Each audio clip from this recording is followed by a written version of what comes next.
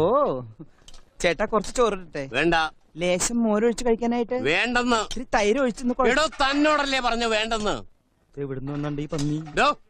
അല്ലേ കുറച്ച് ചോറിട്, തൈര് കൂട്ടി കഴിക്കാം.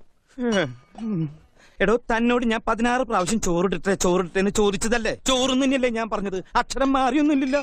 എനിക്ക് എപ്പോഴും ഇങ്ങനെ കുമ്പിടാൻ പറ്റില്ല. പഴയ ജിംനാസിയ. താൻ എന്താ വേഷം കെട്ടെടുക്ക?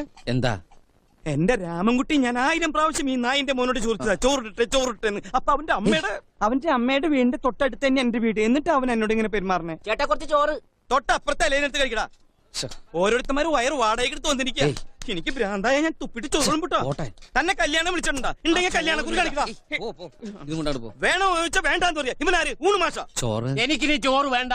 അതെന്താടാ നിനക്ക് ചോറ് വേണ്ടാത്തെ? നീ ഉണ്ണടാ. മര്യാദക്ക് നീ ചോറ് തിന്നിട്ട് കല്യാണക്കുറി കാണിച്ചിട്ട് ഞാൻ വിട്ടുള്ള.